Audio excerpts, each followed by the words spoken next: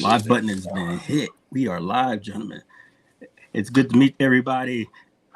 Mensa, we got old man Ruckus and two guests off the cuff. I have no idea. Introduce me. So Mensa told him to be surprised because of the topic of today's show. So I wanted to introduce everybody to my cousin Ashton McLaughlin. This is the Ash and Bash. Oh, what's up? Everybody doing? Good, Now, man. You've also got my god brother, one of my best friends in the world since birth. Nice. I'm digging the crown, man. Is like a Biggie homage? Nah. I'm original, man. I know a lot of people like to compare me. A lot of people like to compare me to Biggie Smalls, and right.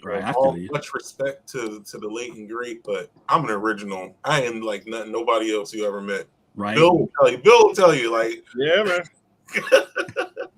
So the reason why this show came about today was simply because of a couple of racist comments that we've been getting. One in particular actually made me laugh.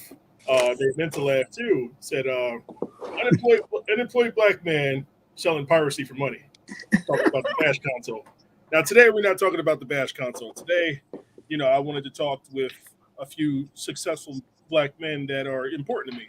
So Ashton, not just with Bash and with ABM, which I've talked about on the show a lot, actually. Oh, wow. Ashton is actually a successful project manager, just became a dad. Ooh, congrats, man. Appreciate it. Thank you. Ben said what you don't know, which is going to make you smile, said he's also an Air Force veteran. My man. hey, appreciate it, Got to stick together. What was your job? I was a 4B bio. I was the gas mask people. Oh, I hate you guys. Yeah. So much, man. Come and get your fit test, Now, I had quick story. I had it. I was one of the LTs there because I'm an OG waiver man. Oh yeah, like a true waiver guy. Because what they tried to do was take away the waiver and make it like a profile. But I was one of the OG waivers. It was like written into my medical profile. Like I did not. I have to adhere to 3629. Was it AFI 3629-03? Something like that. 3629-03. Yeah. They tried. Didn't work out. Yeah, this mug was on television with this beer, But this fool, he had the audacity to they tried to like, well, you can't get a good gas mask seal. I'm like, man, 4 fucking combat missions. I think you guys screwed up by now. I think we're gonna make this work. That's awesome. All right, now let me introduce you guys, Julian. Julian, again, one of my best friends since birth. The reason why he's on the show is because he's actually getting ready to fly out to Japan to be on the show when he starts up his new flower shop. Oh, that's going to be actually here, right here in the States. Oh, it's going to be here? Are you not doing it out in Japan anymore? No, the show is always going to be this. It's going to be. The show's here. Okay. So you're going to be on actual TV, millions of viewers, not our little couple hundred. It's going to be everybody is going to get to see you on a new reality show. Couple million. Oh, wow. Nice. The reason I understand now why you thought it was in Japan. I already was on TV. Happy Hana. I already was on TV in Japan last year. Yeah. I was they did an interview for me at the airport. They this show called Yuanani, which basically means like, why did you come to Japan? They saw me in the airport and they was just, all I heard was kawaii. Kawaii means cute in Japanese because they like my fashion. So they came up to me and it was just basically like, who are you? Why are you in Japan? What are you doing here? And I was like, one day I'm starting a business and then one day I want to expand into Japan. So I'm coming here to do research and just hang out with my friends. At this point, I got more friends in Japan than I do in America. So. Yes, I know how you feel. Oh, yeah. I know how you feel. I do speak Japanese, so that's awesome, man. Yeah. How long did it take you to learn that? I'm still being learning. Over there off and on and whatnot. I'm still learning. I understand. About 4 or 5 online classes every week. So my teacher lives in Osaka. You're out of your way now. You're serious about it. Been doing it for about a year. It'll be a year on Monday. But my teacher lives in Japan. She lives in Osaka. And we met when I went to Japan. was pretty dope. Nice. Isn't it amazing how when you're overseas, when I say that, like the Pacific area, and how appreciative other cultures are, that you even attempt to speak anything but English to them. Well, you know it's what? a great feeling. I'm gonna put it more bluntly. Yeah. How much appreciated Black people are in Japan. Wow. Yeah, you know, Black people. They love Black people there. Like not just Americans, but like, you know, yeah, obviously there's that caveat of here's a foreigner speaking Japanese, and that's pretty cool. But when you get somebody from North Philly in Japan speaking Japanese, bruh. people is just their heads just, you know, there's steam coming out of their ears. They're just like, well, who are you? Like, are you real? Like, are you from? Everybody thought I was a celebrity. They didn't Right. know that someone like me could be like a normal person. That's Are you awesome. a football player?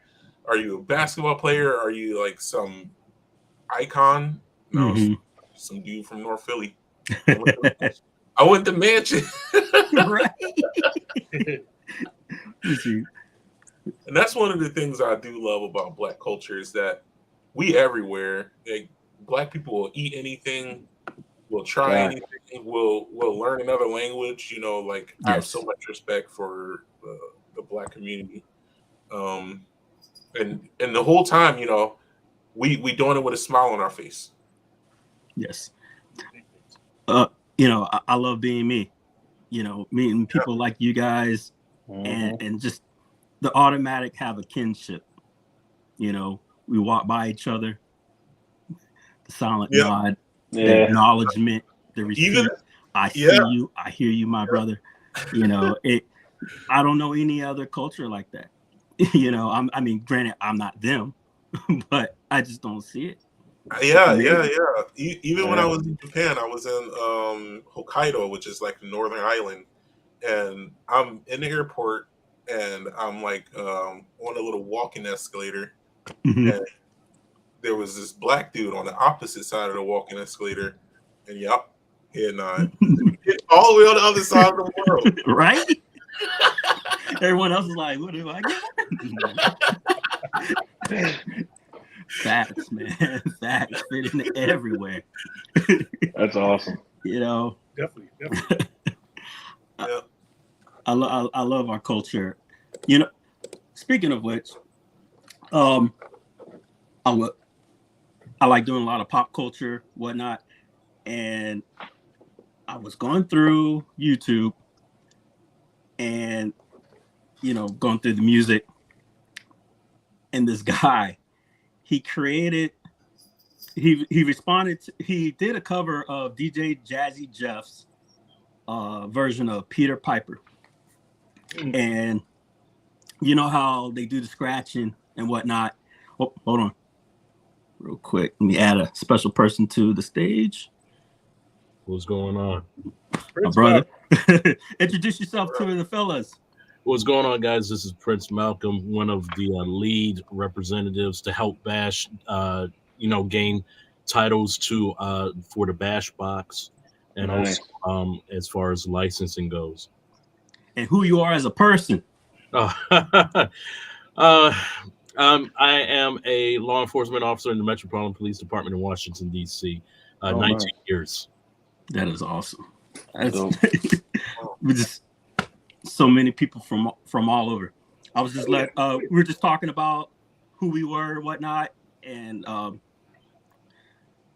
just, you know, once again, I get, you know, the conversation is we're just casually talking about our life perspective, and I was going in about how I saw this guy doing a cover of DJ Jazzy Jeff's Peter Piper, and I'm big into this musicology stuff, and, you know, scratching is literally, you know, correct me, you know, you're going to A to B, you know, you take one portion of the tape or record, you know, going to the next, and you know, you form this beat, this melody, and this guy took it to a whole different science, a whole science, and he literally made a tape.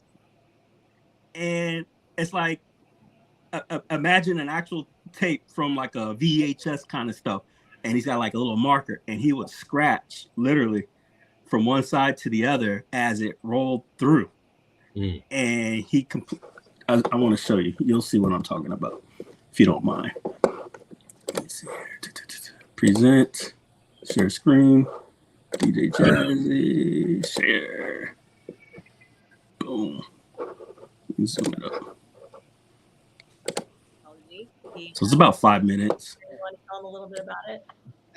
Thank you for setting me up there. I discovered recently that if you do if you Google the phrase audio tape scratching, one of the first results. And this is how appreciative I am of the culture. Routine on my audio tape scratching rig that I built. Was it a cassette? No, it was actually and how this can transcend no matter what culture, what race, what demographic, I actually built something using music to science, 2-inch tape to engineering. I'm gonna send it to you now. Yeah. Yes. Hold on. I got it. Hi, I'm Jeremy, and today I am unveiling the fifth prototype of my tape scratching invention. To debut my new model, I'll be performing my version of DJ Jazzy Jeff's version of Run DMC's version of Peter Piper. I get kicked off, y'all know why.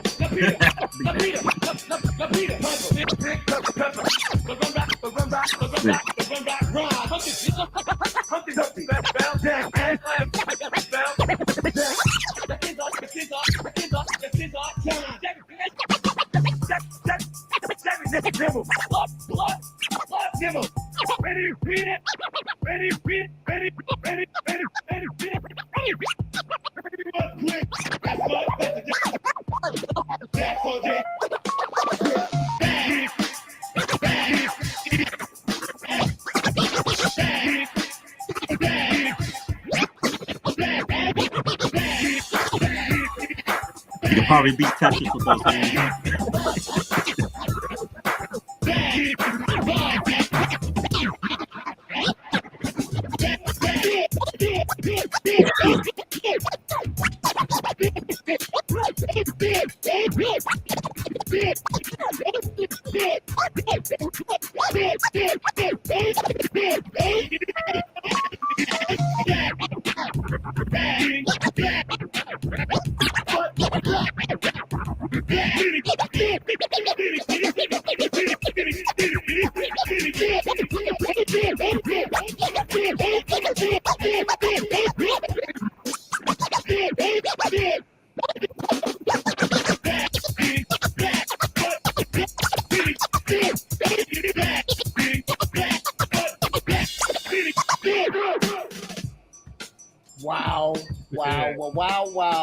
Wow.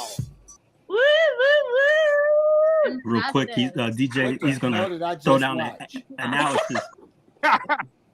Oh my God, I need that link. Oh my gosh. I'll send it over to you for sure. Yeah, this is what we do, when we're not doing all that other stuff. Thanks, Jeremy. I love that. Oh my God. Oh, thank you. That means, oh wow. I am this is like the best day of my life. Oh man. That was absolutely amazing. Thank you. Wow. Okay. All right. Yeah. It's I don't think it'll ever replace turntablism, but but I think it has its own separate place in the turntablism universe. Well, I think to me what was absolutely amazing is that you understand the nuance of what a scratch is. Yeah. It's really moving something forward and backward in time, cutting the signal on and off in time, going faster and slower in time, and you were able to take that off of a turntable and build something to create all of those aspects. That was genius. That was, I don't know what to say. I need to say that. Thank you. One of the things that I realized after I made that video is that so much of what gives scratching, record scratching its sound is the weight and inertia of the record. Mm-hmm. And those little handheld wands that I have don't. I thought that was pretty cool. I don't know if y'all had any feedback about that or not. No, I think it was dope. I think it actually that video is actually a good segue into things that's just been. I guess for lack of a term, it's been bugging me. Yeah. Over this week, and you've been at the forefront because you know what's going on as far as working with Bash, but a lot of things that's been transpiring, and I've been looking at from a different perspective of life. After I wish Dom could be on now so he could give his thoughts to it too. But with black men in general, we've gone through so many tough times trying to just do the same things that other people have done. And I feel like if you take Ashton, for example, we had an app, I want to say about, 3 years ago we had snipped that? Let's see, 2020 we dropped it. So about 4 years ago. Okay. So we dropped Snip at 2020, and it took for a different company, a few different companies who do it nowhere near as good as we did, that have been able to take off. They've been able to just walk in the office and say, "Hey, I need a couple $1 million." Well, we've done things from the muscle. That's true. And take Julian, for example. He's done everything he's done from the muscle. Now, he's got a lot of mentorship from our uncle, Bruce Bailey. But with even with Uncle Bruce, that was him doing everything from the muscle. Right. It's like us, military and also, uniform services in general. Prince Malcolm has been a uniformed officer for 19 years. That's a long fucking time as a cop. Very long time. A long time as a cop on his duty. That he's going through people hating cops from Ferguson thing, from Breonna Taylor, from George Floyd. Cops have been given a bad name. Absolutely. Where it's like he's the standout as a good cop and still ostracized. So he's got to work from the muscle. Same way you've been through with the Army, same way you've been through with the Air Force, same way I've been through with the Army, and then even now within Bash, everything we do is from the muscle. And it's not to say any of us want any type of sympathy or anything from there. We don't need kudos for it because that's what it means to do everything from the muscle. It's right. That we do have an uphill battle, and then when we do see somebody else and from a different perspective than ours, we always try to show love. Where I feel like we don't often get that same love back to where something like that, with Jazzy Jeff, is the exception, it's not the rule. You have one of the you have like one of the OGs, one of the grandfathers, acknowledging. I mean, honestly, nobody. As far as celeb status, having a place, an impact. Not saying that he won't. But to put him on this level of, I see you, I hear you. It doesn't matter your background, what you've done, what you did was cool. I acknowledge that this could have a place. You took the science, but then yet someone like Jazzy, he'll probably be called, a thug, kicked out. We don't listen to that type of stuff around here. And like you said, it's weird, the reception. So you got someone who is acknowledging him, and he's showing just nothing but love. To build on what you said, Bill, like all of the adversity and difficulties that I faced in life, I feel like it propelled me to go forward. It like everybody who says that I can't do it, they made me. It made me feel like I'm going to do it just to prove it wrong. Right. Like, I know I can do it, and I know that even though it's difficult, I know that I can achieve everything I want to, even though I'm dealing with like difficulties that other people can't even comprehend. Exactly. For example, I was very successful in the corporate world for almost 20 years, and throughout all of the time that I spent in the corporate world, I dealt with not one, not two, but 3 different racial discrimination lawsuits. Wow. That means once every 5 or 6 years, I'm dealing with another racial discrimination lawsuit. That's how common it is. And I feel like a lot of like Black people in the corporate world, they just deal with it because like the alternative is like it's not the vibe, right? You don't want to have to deal with speaking up, potentially getting fired, causing retaliation, getting the spotlight put on you. But I've always been a fighter, and for better or worse, like I've always stood up for myself. And if I notice something is not right, I'll speak up. I got spankings for it when I was a kid. Like you talk too much, that smart mouth of yours, you know, like. But I've always been like that. So like, yeah, it's been difficult. Went through years of therapy. That's another thing. I wish that more Black men went to therapy because it's helping me so much right now. Right. I was recently a victim of a hate crime. Some radical racist threw a rock through my window in October last year, and like it just propels me to move forward. Like right now, I don't think I could even have the courage to start my business if all of the adversity didn't happen to me. So like as much as I hate it, thank you. Yeah. I'll be honest. Today is my therapy session, if that makes any sense. Because Mensa, you know what I've been going through this week, and it's been really bugging me. And I guess more so because of the fact that it's like I've never really experienced it before. You know, this is my first time dealing with fame, especially without the money, and dealing with the hate that comes with it. And I knew this was a part of it, but it's like once it hits you, it's like, yeah. You know what I mean? It's I do remember there's more. I got to remember there's more support, there's more love.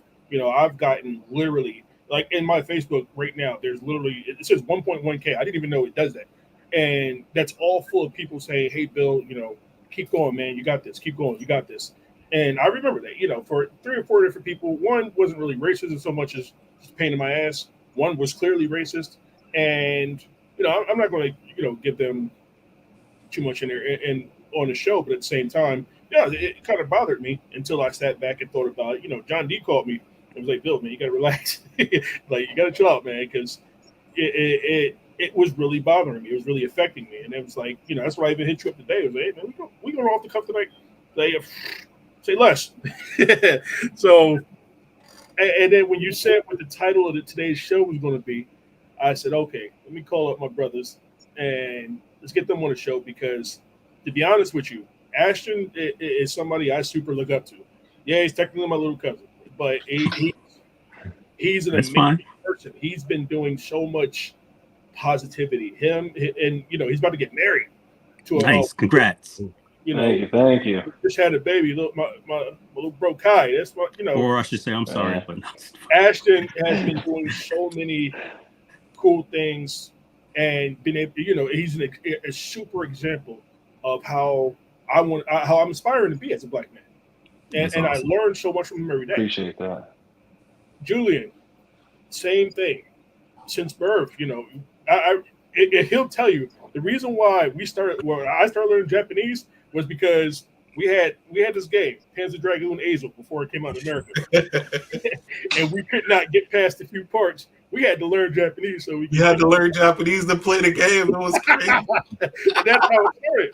But that's his level of commitment. And we stayed, you know, me and him, we stayed up all night playing this. We stayed up all night playing Chrono Trigger. But it wasn't so much as the playing the games. It was we were talking about so many different things. It was more so to keep me up. But it was like you know, in his plans for the future, he's always had these super grand plans, and it's always been people. I've heard his mom said, "You ain't gonna do this. You're gonna go grow up, get this job here, this, that, and third." You know, you're not going to be this person or that person. Uncle Bruce was a little bit different. Uncle Bruce was like, you're going to do it. You got to do it. You got to work hard. You got to, you know, he was a complete example of how to run a business as a Black man. You know what I mean? And I'm super glad Prince is here because Prince, I've seen what he did with the Arcade, man. And I've seen so many different things. So many things he's been able to accomplish. He did that while being a cop. And he's been a cop during a hard period to being a cop when it wasn't all glamour. He got people. He was a cop over there January 6th. He was a cop for everything that happened bad. He still goes to work every day. And Mensa, how many times have me and you argued over things because I'm either not looking at it the right way, I'm looking at it the wrong perspective, or I just go off and try to do things without talking to the team first. But at the same time, the men in this room right here are men who I trust my life to, and you know what I mean. It's people like this where I feel the support, I feel the encouragement. You know what I mean. It's a different type of love for the people here, and it's Right. like this is how you support each other. This is how you show people how to do things the right way. And I was okay. And I was okay with that. Just like 128K said, Prince was IRK. Prince was IRK. You know, a lot of games wouldn't happen if it wasn't for Prince. You know what I mean? And that was what got me to say, hey, Prince, we need you to help work with us, man. We need we need this too. We need these indie devs. So the people here are my people. And I don't mean just like my black people. These are my people. These are, you know, not just the black people. Because you know how I feel about Honky Kong. You know how I feel about Dan. That's what these are my brothers. But I feel like, you know, more and more I'm looking into it. Plus I got me some Jack, so I really don't give a shit. But I you know what I mean? I know there's more support. Tavares Johnson. I'll tell you about this guy. He's been making these games for a little while. You know, he's been getting shunned. People have been laughing at him too. I don't know why, because his games are fucking amazing. So it's like, you know, I got to play a couple of his games he didn't release yet, and oh my god, he's nothing short of amazing. So I had to introduce him to some bigger people too. It's like, look, you need to do more than the bash box. And you know what I mean? I've seen a lot of people get caught up and say, you know, this corporate world, you're not gonna be able to progress, you're not gonna do this, that, and the third. You should be fortunate to be with us. Hell no, I'm fortunate that he took a chance on us. Mm-hmm. That he said, look, Bill, you know, I want to work with the bash box. I want to work with you.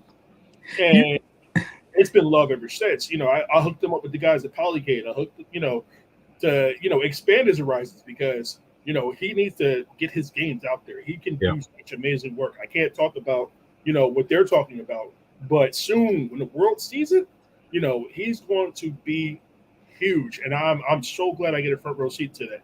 Oh yeah. I remember when support. When the CEO of iArcade decided he no longer appreciated Prince, and you know some of the cult mentality was turning on Prince.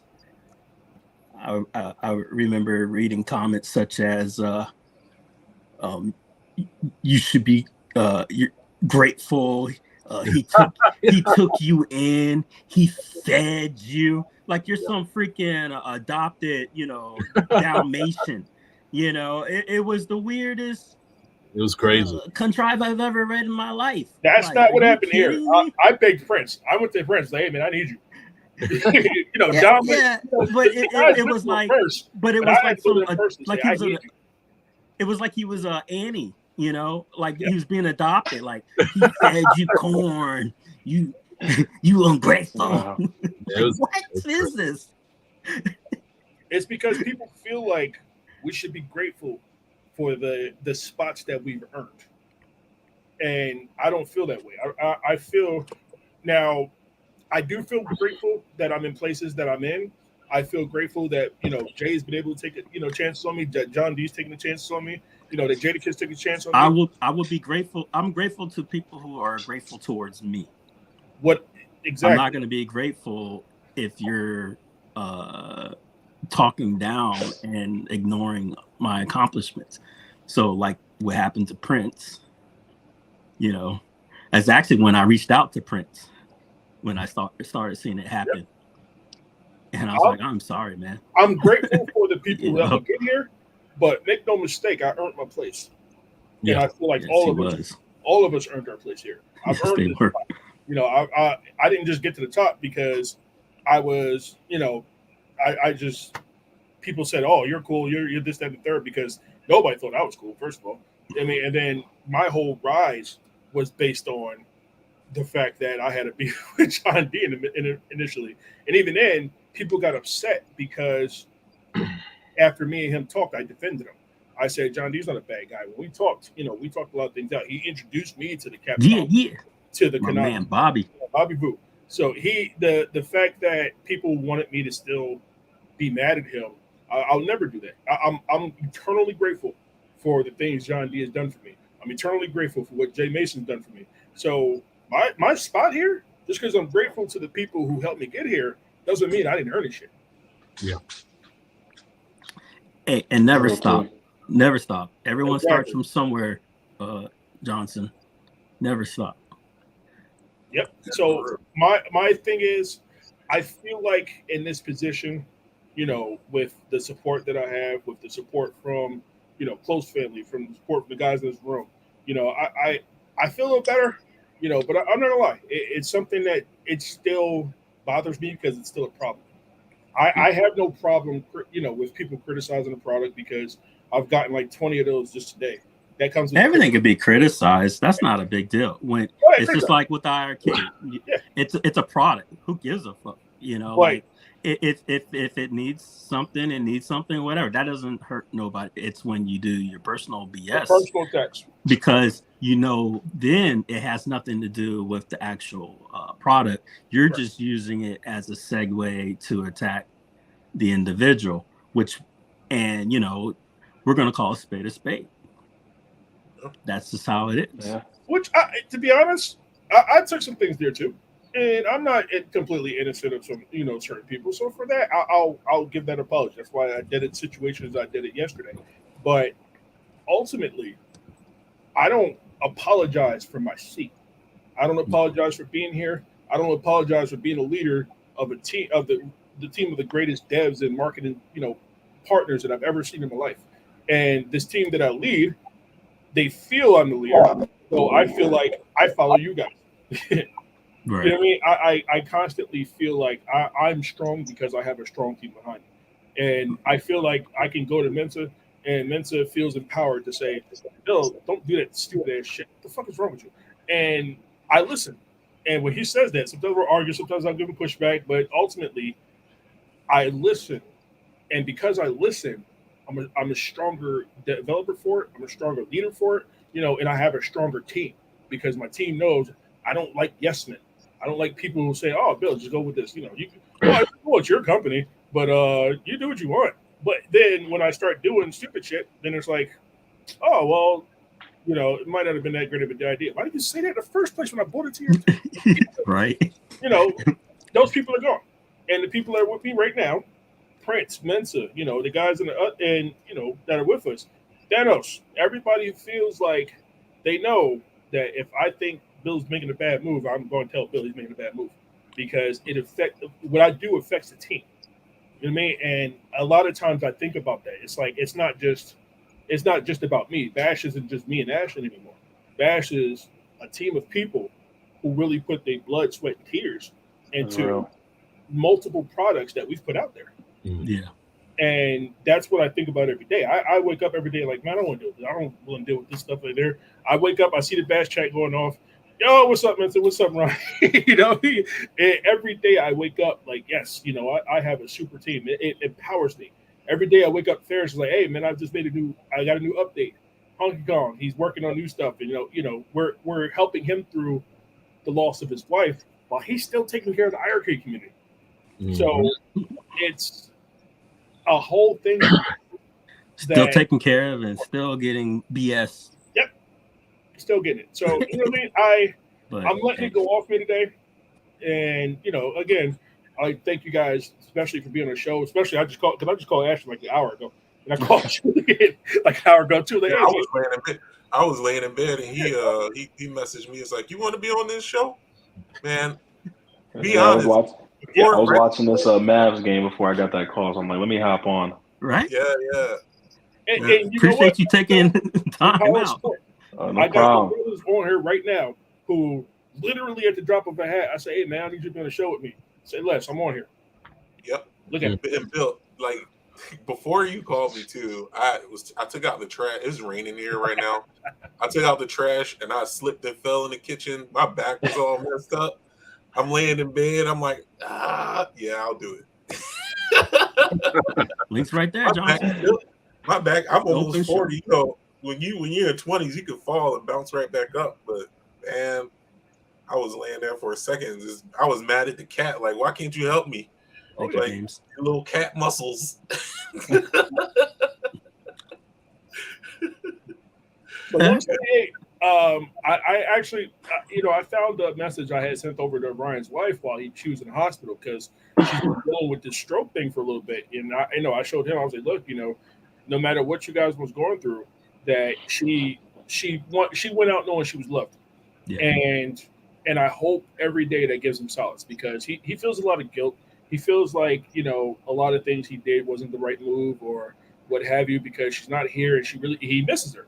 This is his wife. That's the love of his life. And she's not here anymore. So every day, he does things to try to busy himself, to try to make himself in there. But I try, Mensa tries, Prince tries. We all try to say, hey, look, just give him something to say, hey, Michelle was here. Michelle lived. She was a good person ultimately. No matter which, you went through a married couple, every marriage is going to go through the type of shit that you go through. You're not special, but she was to you. And she lived and she was, a great person. She released a Bash about the Robot like the one Nintendo made. Good idea. Today, man. I'm not. That's a good idea. Hey, we may need to get with JLS with some art. With he's got something similar with the retro box, GG retro box. Oh, shout out to JLS, another brother, always keeping us up. How's the Bash box going, Billy? So we get actually, it was crazy after these the videos that happened. We had like 6 or 7 videos about pretty much bashing the Bash box, and pre-orders just started popping in. Hey, listen, there's no such thing as bad publicity. Never forget that. Never forget that. Oh yeah. So now that we're working with different partners, I'm trying to move a little bit differently because now I'm dealing with bigger people, and I can't be old man Ruckus that's hacking everything anymore. So I got to think about the team, what's best for the team overall. I can't be selfish with this anymore. So at the same time, the Bash box and the power it's been bringing, and the indie developer support is crazy. Tavares is a shining example. It's somebody who's like, look, I got something for you. I got you. And it's been, an overwhelming blessing that people are saying, I'm going to take my chance on you. That's awesome. Keep the conversation going. I wanted to segue. So we were talking about the Asian community, Asian culture a lot. And it's interesting, not just the fact that, African-American society has had an influence on them, but just as much as they've had an influence on us from, you got talking about Barry Gordy's Last Dragon, Wu-Tang Clan. The Americanized food is based on our fusion together. The yacht down in from Louisiana, the Portsmouth, the appreciation for both sides is amazing.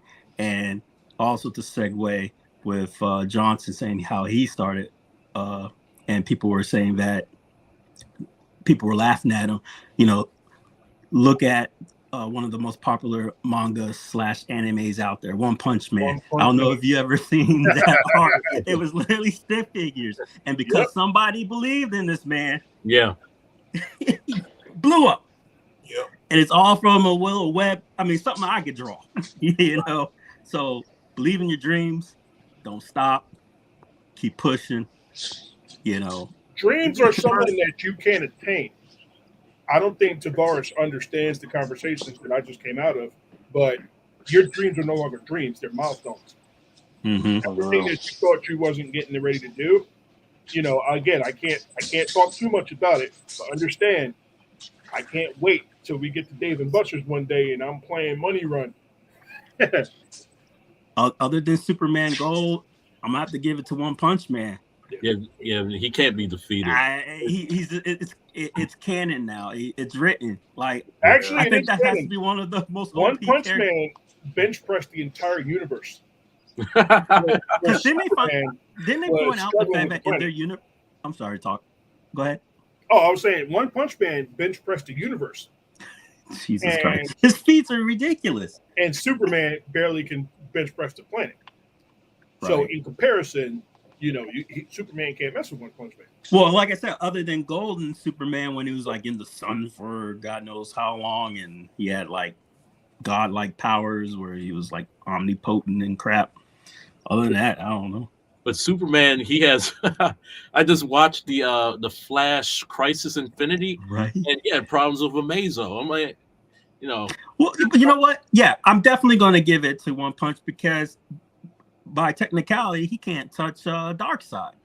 Now, I was going to say, Superman has problems with Lex Luthor. Superman has problems with Batman. Yeah. So, Superman, by default, can't deal with smart people. Did you see the one where the bad guy ended up getting Batman's contingency plan? So they were like fucking up the whole Justice League. And at the end, they moved to kick him out, right? He's like, nah, I kicked myself out, right? So then Superman still gave him the kryptonite at the end. And he says, but hey, check this out, Bruce. You had all these contingencies for us, but what about you? You know what this motherfucker said? He said, I had the league. Meaning what? Meaning it was me who was going to take all you out, but to take me out, it was the whole league. I'm like, this cock. Now, here's the thing that will fuck everybody's heads up, though. Yeah. Like Goku versus Superman. Now, Goku's just, Goku can rumble, Superman can rumble. But Goku's not smart like Vegeta. Vegeta has more battle sense, battle knowledge. That's why Vegeta won the battle when they fought without using any type of power-ups, any upgrades, any boosts. So Vegeta won that battle because Vegeta's smarter than Goku. Vegeta versus Superman would be a fight I'd want to see because, I don't think Vegeta is on Superman's level of strength, but I think he's smarter than him, and I think he can fight better. Yeah, look when he took on Broly, right? I don't rock with Vegeta. You already know, Bill. We've been having this fight since we were like kids, since we were like under double digits, like 5 and 6. Like, I haven't. Vegeta is trash, man. Oh no, he's a Vegeta man. No. But Vegeta canonically beat Goku. I'm not a Vegeta man. I'm a Goku fan, like, but this is like now who I am. I'm a Super Saiyan 2 Gohan guy. Okay, all right. I'm the black hair Gohan guy. Like I was pissed off how they stopped showing Gohan love until now, because we knew canonically it was supposed to be the half Saiyans, half humans from day one. There should be no. This conversation is getting spicy now. I want to clarify. Yes. Okay, I don't hate Vegeta. I like Vegeta, but he's just written. Akira Toriyama wrote Vegeta to always lose, and he's kind of like Goku's fall guy.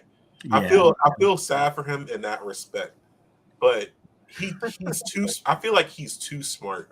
He outthinks. He has his whole battle with himself in his own mind before the fight even starts, and he's like defeating himself. It is possible to be too smart sometimes because paralysis by analysis is a real thing. See, for me, the most technical fighter out of the whole crew is Piccolo. I mean, even the strongest cat ain't going to be standing in front of that beam. I don't give a fuck if it takes them all freaking year to finally hit you. Even they're going to purposely dodge it. Well, to sidestep away from anime for a second. Yes. To talk about where we're saying, where Black people were influenced a lot by the Asian culture. If you think about it, before anime, it was the Kung Fu theaters. And even then, me and Julian, we come from the hood. So we had what was Channel 48, where Shaolin Temple, Wu-Tang, exactly. Chambers. So that's what we watched during the mornings. And it was more so because if you really think about the Asian culture, especially then, Chinese, Kung Fu movies were the Chinese blaxploitation films. Same way we watch the old school Shaft. You know what I mean? Those were blaxploitation films, and that we dug it, but it was like Kung Fu movies were the same thing for Chinese people. And we look at if you really look at old but like I said, Barry Gordy's Last Dragon. I mean, you gotta acknowledge it. Oh yeah. So if you take a look at Last Dragon, so I've actually talked to Tynack, and he's an amazing person with that too. But with something like that is a prime example of, they were completely influenced by the Asian culture, and they didn't vice appropriate versa. They appreciated it. Right. And vice that was versa. a different thing. Yeah. I mean, it was a hip hop, Yep.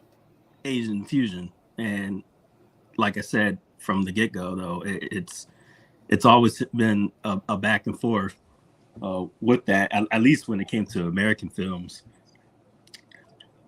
For me, though, my favorite kung fu film, and I'm not talking cult like, the 50s and stuff.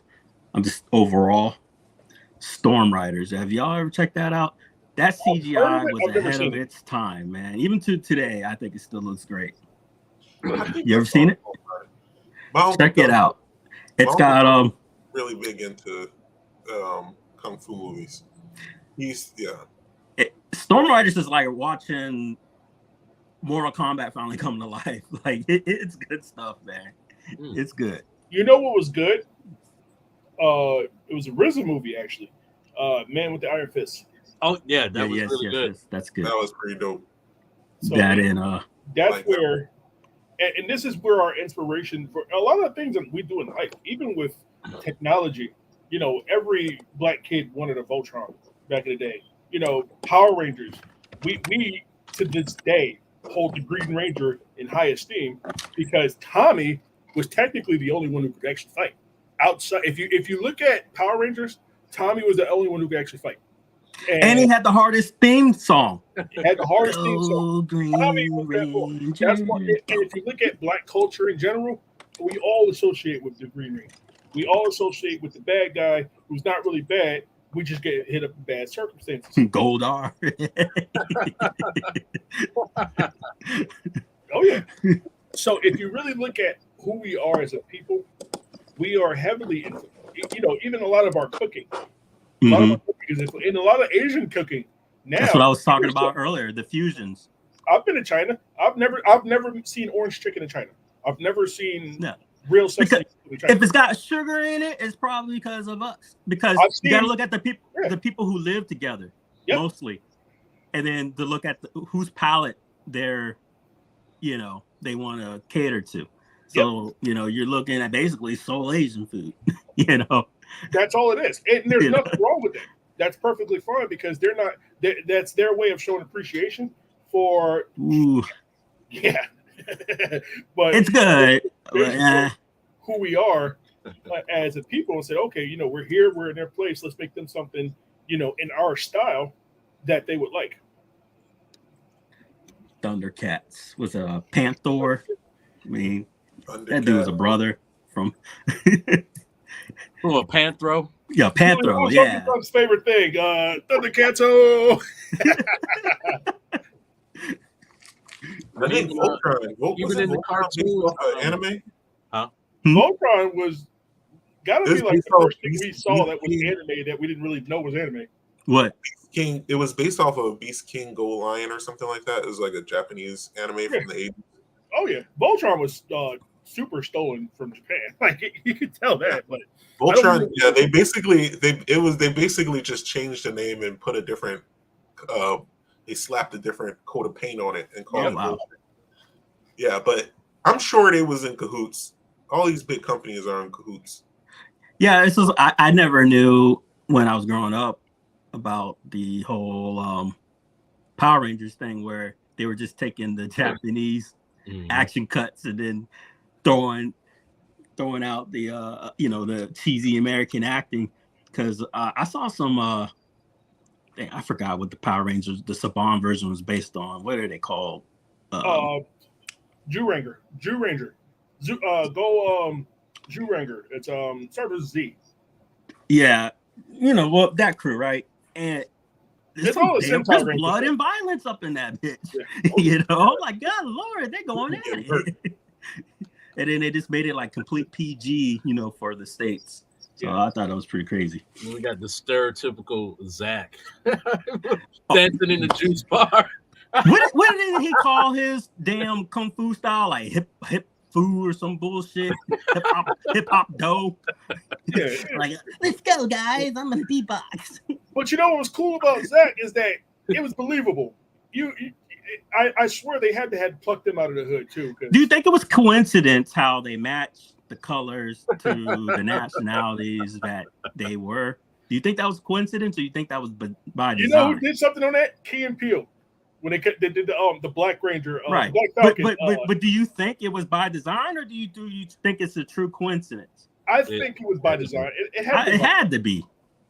Yeah, because it had to be, because who goes through production and goes, "That's a great idea." But here's the thing, though. It worked. I loved it, but that's the sign of the times. Back in like the 80s and 90s, like anything went. If you compare what kids watch back then Super Sentai, what kids watch now, it's like now it's all so edited and it's all so dumbed down. But back then we was watching what was that one we watched, Bill? It was with the dude Jubei Kibagami. What was that one called? Samurai Champloo. Samurai Champloo. But even before Samurai Champloo, it was this that movie. Ninja Scroll. Ninja Scroll. Yeah, Ninja Scroll. We was like 12 years old. Yeah, that was not the show. I had not the thing to watch. And I remember I saw that, and I think, thank God, I don't think my parents were there when I saw what I saw. I was like, whoa. My mom walked in when I was watching it, and she was just like, "What, you watching cartoons?" Like, she didn't even comprehend it. She just saw a cartoon, and she worked like 3 jobs, so she was just like, "What, y'all watching cartoons?" Like, yeah. All right. They said the Japanese version of Ronin Warriors was even more grotesque. It was like very violent. Yeah, because I finally watched the Japanese version, and it's night and day. Yeah, night and day. It's almost like when you watch the subtitles to Dragon Ball Z. When you watch the American one, it's really campy, because of the English voice acting. But then when you watch it and it's the native tongue, it's more like a syndicated Journey to the West style. It just changes the whole format. It was the same thing with One Piece. When I first watched One Piece, I thought it was the dumbest thing I could ever watch, and then I finally watched it in its original, dialogue, and I'm like, okay, now this is serious. One Piece is pretty dope. It was say with Naruto, the character's voice, like, yeah, believe it. I'm like, what the hell am I watching? You know his tagline. He always says "Dr. Bio." Yeah, that's actually a cuss word in Japan. Oh, yeah. It's funny. What is it? Because it's not like believe it or nothing like that. It's like, please, if you go to Japan, please do not say that. Yeah, believe it. Dr. Bio is akin to like fucking believe it. Fucking believe it. Okay. Yeah, gotcha. It's like a harsher tone. It's way harsher. Yeah, you don't. Gotcha. If you go there and you say that, I saw it actually when I was there. I guess they call those kind of people weebs. But like I saw the weebs there, and they don't speak Japanese, and they're talking anime Japanese in Japan, and they're just looking at them like, "What? What are you saying to me?" Because a lot of that stuff in anime, first of all, that's not how people speak. That's not how people speak. Right. But then a lot of the stuff in anime, when it gets translated, it looks like it's not very offensive, but it's like it's very vulgar words. Because wasn't it like Dragon Ball? Like was I was watching a bad dub or whatever like that? Were they cussing in that with like Kai and whatnot? Yeah, a lot. All of anime, even like the most like pretty much childish anime you watch, there's a lot of cussing in it. It's just how it is. That's just how anime is. A lot of those dudes who write anime, please don't look up the dudes who write anime. Don't look up the writers, because those dudes, they got some shady dealings happening in the background. Damn, that is crazy. That's crazy. Yeah. There's some crazy. There's some colorful characters. Kiss my Converse. All right, so listen, I want to change course just a little bit, because it's something else has been on my mind for the other purpose of the show today. I've seen a lot So I in our space, talking about other, black men, of course, going with people. One, I watch a lot of Moat. That's my guy because he's in a space, and I love the way he talks a lot of stuff that he does within his realm. And he has an amazing arcade room. So I I'm a shill for Moat. So we go from there. I definitely look at a lot of people in the space, and I see a lot of the divide that doesn't happen by, it's not like something that just say, hey, I'm just not going to deal with the white people today. It's just that I see a lot of things where it's almost like Republicans versus Democrats today. Not so much conservative versus liberalism. I mean, like Trumpians versus Biden camp. I don't like either one, but I do feel that in this space as we are, we're heavily in a divide, and it's never. I feel like it's not going to change because the people who facilitate the divide, yes, want to help that change happen. You know what I mean? It's like, and we could talk about where it meant to me. You had this talk not too long ago about people I consider my friends. You know what I mean? I don't talk bad about them anymore. I just stay out of their way. And even to date, they're shooting, saying good things about us. Same time, I don't forget. You know what I mean? I may have forgiven, and I'll let it go, but I don't forget. And I know what the divide leads to. I seen what happened with other people in that space. I watch what they do now, and it's like it's almost like you're shilling for a company that doesn't exist anymore. One, and then another company who's just going to tell you what you want and make you buy it. Right. I don't say what those companies are, but you and I, all of us know, at least all of us in the space know who those companies are. They're going to tell you what to buy, you're going to buy it. And when you try to give people different ways to think about things, different ways to say options, and then when you try to say, hey, I don't think anybody in this space has ever been as transparent as I have. And that's a good bad thing because, me, I notoriously leak my own stuff. So, it's that within this space, I find that it's hard to find my people. And again, not talking so much about black people because somebody like Sheline. Sheline is, that's my sister. I love her to death. I love her show, and I'm super appreciative for the platform she gave us. Yeah, she's awesome. You know what I mean? Super Game Room dudes. Zod Rider gave me, one of the first people who interviewed me when I first got this space. It's that I see people who say, hey, I'm going to spout the truth. I'm going to give him a chance. I'd rather not bash him until I know who he is. And I've seen people who bash me because it's the cool thing to do right now. And that's cool too. You know what I mean? It's cool because that means that I'm in a position to where now people are going to take notice because controversy brings more attention than positivity. It always will. Actually, can I respond to that? Absolutely.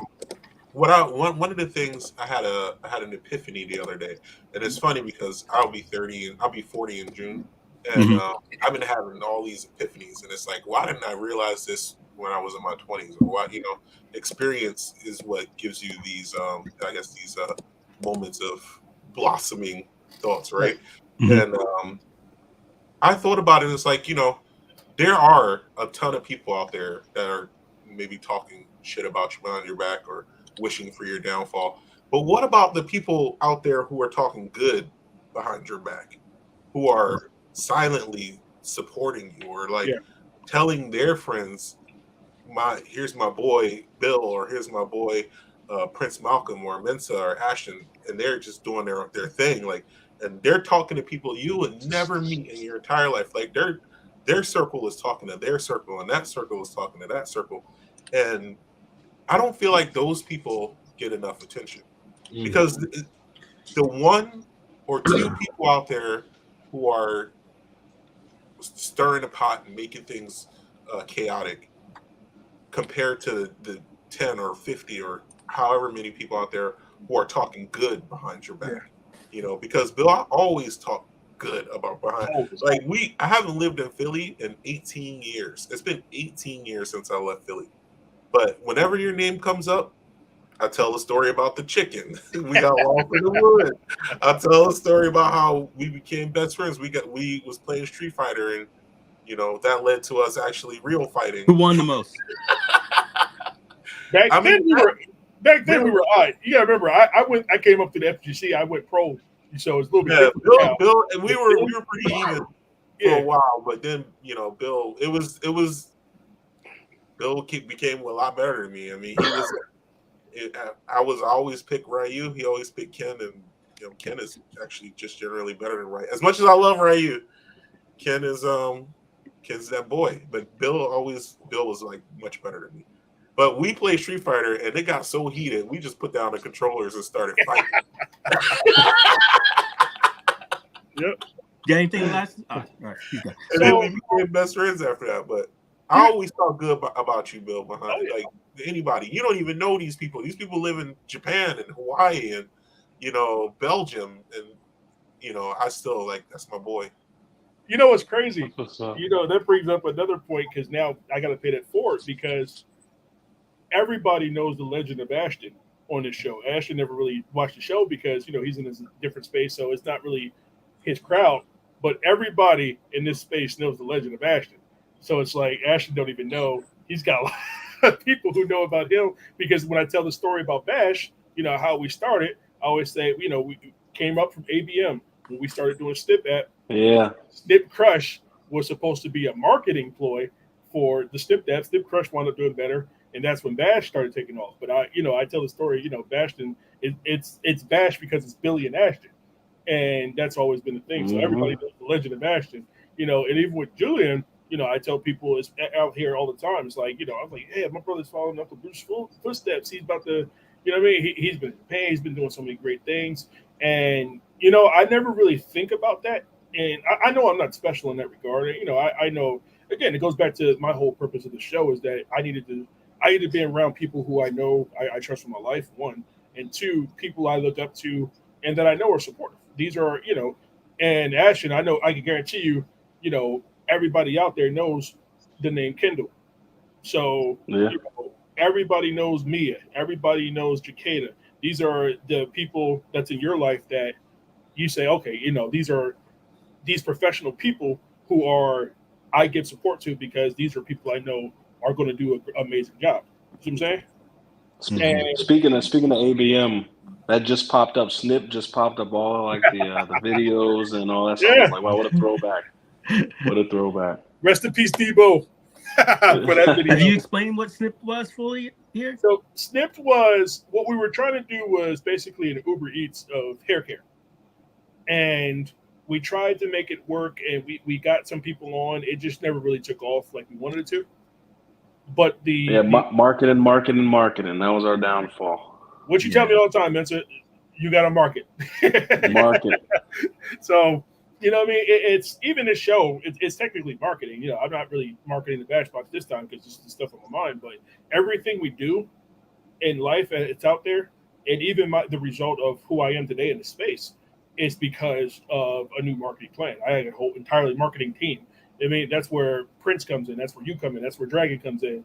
Not just QA, not just there. It's that these are people I trust with my product that I know is going to make sure they're going to present me in the best light. Everything that I do now online is determined. I got to run it through Vincent. I got to put it in the chat. Say, hey man, how you feel about this? How you feel about this ad? How you think this looks? Because it really is. Life is about marketing, and that's why Snip didn't come off. We learned that lesson the hard way. And again, we made a game for the marketing purposes that the game took off. The game to this day, I think I just got like a $20 check from Google because of this game. So it's like, what I mean? We learned those lessons, but ultimately it comes back to the people who brought us here, people who got us on our way. We do talk very well, very highly of everybody. I can imagine, where people, and I got another cousin, Shannon. She's a funeral director. Somebody else who I can feel because she's, extremely spiritual. Shannon and Ashton's mom, Toya, I could feel they're talking amazing things about us all the time. And these are professional people in my life who I know, are big on supporting not just, Black people, but people. So, I come back to full circle to the the beginning of this video is that as I see the one or twos that and I'm glad Julian brought that up because it definitely does help put things in perspective. I don't really think too much about what people aren't where people are talking good behind my back because now I guess with the fame comes the hate, and it's like I see so many people with actual hate and people don't even know me, and it hurts sometimes because I'm new to dealing with this, but it is something I got to learn to deal with. I mean, and I got to remember just what Julian said. I got to think about people who are talking good about me behind my back. Yeah. It's crazy. And this is, like I said, this is something that I recently discovered because when I went to Japan, right? First of all, I mean, I knew a lot of people there just because I talked to them online, but I met with this like it was like a high level, maybe vice president of some social media company, and she was like meeting with one of my friends, and I'll go up to her and I'm like, "Hi, I'm introducing myself. I'm Julian," and then she goes, "I know who you are," and I'm just like, "How? Like, how do you know? I don't know. We've never met," and she's just like, "Your friends say good things about you," and here's this lady who is just like number two in this like multi-million-dollar or billion-dollar corporation in Japan, and she's just like, just casually, your friends say good things about you, and then that's when it hit me, like, all of these nasty people in my life that have disrespected me to my face or behind my back, they pale in comparison to all of the amazing people who, without prompting, they just say good things about you. You don't tell them to say it. You're not asking them for that. They just do it on their own, and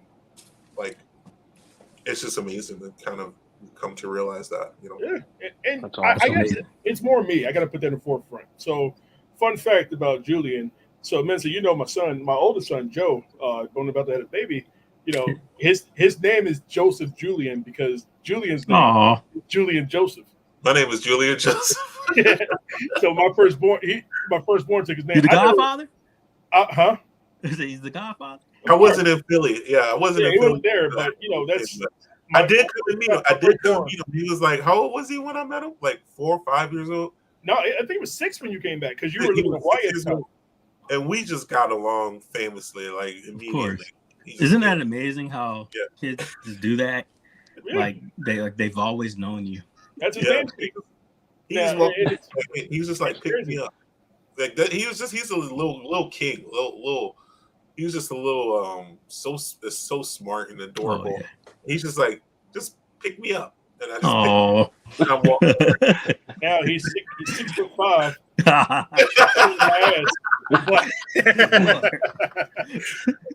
Someone go back. He'll be picking you up. Pick me up. So yeah, that's who he's named after. He's named after this man right here. That's awesome. I love it.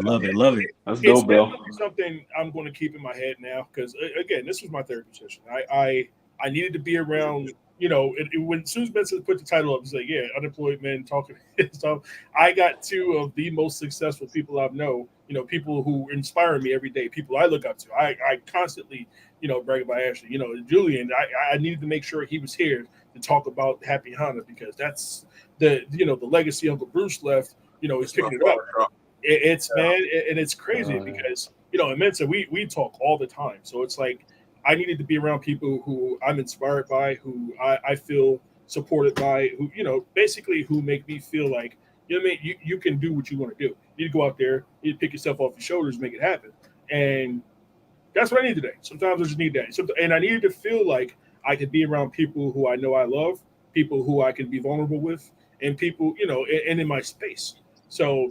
Yeah, the title of this show was Unemployed Black Men, and I got the most successful people that I some of the most successful people I know on here, but I wanted to make sure people knew that this isn't just about a race thing with me because I cater to everybody and I make sure everybody know it's just the racism that hit me really bothered me, it really affected me, and I wanted other people to see that. I have a lot of support from not just my people. I got support from everybody. Bobby Vu's not, a black person. Bobby Vu's probably, one of my hugest supporters. I'm one of his biggest fans. John D, You know what I mean? You know how where we work with John D. Without him, I probably wouldn't be able to get the stuff that we're getting for the Bash Box. You know what I mean? It's that more people want to see me succeed than who want to tear me down. I mean, look at everyone in the chat, right? And that's what you got to take from it. Yep. Yeah, Exactly. for real. I mean, it ain't easy, but at the same time, it ain't supposed to be easy. And it's a farce. Oh man, I think he was shocked when I threw him in the chat with Now I put him in front of Ron Lindman, Ron from Polycade. I got him in there with Tyler. I got Tyler. Ron was like, as soon as Tyler get back from China, we got to talk.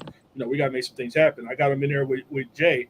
I got him in there with John D. I wanted people to know, hey, look, you got to see what he did. Like that meme with the pigeons was like, hey, come see this. Like people need to really see what he did. So again, I can't go on what him and Ron was talking about because it is now upcoming plans. Go back to what I'm saying. His dreams ain't dreams no more. They're plans. They're milestones at this point. And you know what I mean? And it's like I hope he's able to pay that forward to somebody else. When somebody else comes up and was like and says, hey man, I'm trying to break into the industry. How do I do it? He's gonna look back and say, this is how you do this, good brother. And he's gonna push that forward. That's how we keep this cycle going of support. Yes. That's key. Right. That's key. Coming up, being 80s baby, the whole I grew up conservative down in the DMV, I'm some downtown kind of bit, and the whole loving on your daddy was awkward. My dad was loving, you know what I mean, but I didn't connect with him until I was like a teenager, and that's when we finally had commonality. Oh, you like football? Well, I'll try to like football, that kind of crap. And then as society's, gone on with social media and whatnot, I found that now, as I believe there's a lot more healthier space for Black men to talk, communicate, without social media. I wouldn't have never met you, when met my brother Julian here, or Ashton, or, Bill, and that we could talk, we can connect. We see things that you've experienced. I can empathize with what you experience and vice versa. So this is good stuff. So Mensa, another surprise for you. So another fact about Ashton I didn't bring up is that Ashton was also in the Secret Service around the same time you were on White House duty. Oh, okay. Yeah, I didn't do White House duty. I did presidential security once. Yeah, you did down in was it Costa Rica? Yeah. You might have met my cousin. What years were you there? Oh, for the security, it was an assignment down in Costa Rica. Oh, nice. Yeah. So you guys got shared history with a lot that it's crazy. Probably know my cousin though. I think he was down there and I was at Raleigh. I was at Raleigh training facility. Yeah, he did. Oh man, I know he works at the IRS now, but it's like 2008 to maybe like 13. He was around that. Yeah, IRS has hired about 20,000 people. Wow. Yeah, because I know the schoolhouse is pretty much the same. When my brother-in-law, he went to DOD school and he had a couple Secret Service folks at his schoolhouse. So it's interesting that it's the same bloody schoolhouse that we all go through. Oh yeah, down at Fletzy. Yeah, you're a military cop, or a civilian, and the agents are there too. Yeah. By law, federal law enforcement officers are when you're retired. So I think that's quick question, cool. Billy. Would you ever revamp Snipped? So would you or would you sell it? Would I sell it? No. And the reason why I wouldn't sell it is because Snipped is a huge part of my story. It's a huge part of my history. It's even in granted, Snipped is completely different from bowling and tank bash, but Snipped is where when we thought about Snipped, back when we started, way back when we started working on the first App of Beauty, and I forgot all about App of Beauty. And then when you came on and we're like, we're going to do Snipped, we're going to do this the right way. It's like it's there It's that, you know what I mean? It's something, and I still think Stipt is an amazing idea. You know what I mean? Me and Mike Brinkley and Styles P, we were talking about that not too long ago again. They was like, man, we gonna bring this back out, and I'm like, I got some other stuff to work on, man. But I keep thinking about it. You know, it's not just them. I talked with Katie L. Berry again because she hit me on Instagram and was like, hey, you know, did you ever get that Snip app out? I was like, your email, your IMME, like IMME. I'm like, holy shit, like, but no, I was, you know, people want to see this out there, and I just didn't do the things the right way. You know what I mean? It's so much things we've learned on the fly that we had to fail. We had to fail. But even I can say like that because you know I'm doing project management, you know, doing software development, start to finish, and even I can say like I've learned Snip has taught me a lot. You know, even I go on interviews and the conversation will be just about Snip and, you know, having, you know, conversation with people. But we definitely had a lot of learning lessons, a lot of hint, foot stomps, try this, and us being hard headed and not doing it. So it's very interesting. Those 3 a.m. calls with Talika, you know, so I don't miss that. But, you know, I'm definitely glad that we had a chance to do it because, you know, if it wasn't for that, you know, I wouldn't have, you know, black tech, you know, I wouldn't be doing government contracting. So definitely appreciative of that. So, and that's where it comes to. Sometimes you can't have success without failure. You can't. We need to fail. I don't want to say we failed big, and I don't consider, you know, it a failure itself. The project itself went bad, and it wasn't bad so much as it was we didn't do anything right because I feel like. Yeah, I feel like even we had a great product. You know, our issue was always going to be we're two tech guys trying to create a beauty app with nobody that's beautiful. You know, to kind of be the mascot of what we're trying to push out. So, you know, just small like lessons like that. Just thinking about everything. You know, crossing over every box. You know, crossing every T. You know, dotting every I. You know, we didn't think about everything. You know, it's just growing pains. So, you know, truly appreciative of that though. And you know what? You know what I've learned. That's why now. I got Mensa and I got Dom. Dom's not here because he's got family things going on. But you know, these aren't tech guys. You know, Dom, he's actually from Space Force, but he's not a tech guy. He's a business guy. You know, Mensa, pretty much he's like the antithesis to everything that I want to do because I'm a tech guy. I'm not I'm only the CEO because you know I'm in this role, but I'm a tech guy. You know, everybody will tell you, just like I tell everybody in the room. It was you, Ashton, who told me, make sure you were never the smartest man in the room. And the developers, Brian is the best developer we have. That's the best developer I've ever seen. Fairs, you've seen all the amazing work he do. I follow them. Even Thanos is getting up there. He's working every day. He's going to surpass me in about a month. And, you know what I mean? I feel like I'm able to take a team of people who trust me because I trust them, and we're able to make some things happen. It just so happens people know me. That's the only reason why I'm in a seat. And because people deal with me, you know, because of where I am, because of the things that I've done. And I try to tell everybody all the time, you know. Have you ever felt that you would do things different in the sense of look at the Harry Potter creator, right? When she first came out, she changed her name. She didn't let herself be known. Became a massive hit. It's kind of too late to take back her achievement. Then she's like, hey, look at me, look who I am. People go, well, now we love you still. Do you think you would have changed things different with Snip, like stealth rollout? Go ahead, different Bill. face. I think we would have changed how we brought it out there. I don't even think we would have changed the face, because even with Bash, a lot of the things that I did started with me and Twig. A lot of people would talk to Twig who wouldn't talk to me, and you know, I don't want to, you know, throw that them, because without him, you know, he was there. He wasn't. He was definitely perfect with, you know, everything. That's why he's still with us. He's still, you know, one of my brothers. But I think with Snipped, it goes back to what I said. We were tech guys. We're tech. You know what I mean? We're going to build, create, and destroy. I have no idea how to sell this shit. Yeah, and you know that was a big problem for us. We're tech guys. We're not sales guys, and you know we didn't quite know how to make this app make money. We thought of everything from a functionality purpose, anything you can possibly think of. Essentially, we took Uber, Style Seat, and combined it together and said, you know, hey, about you know, the height of the pandemic, you know, we did our first rollout July 7th, 2020.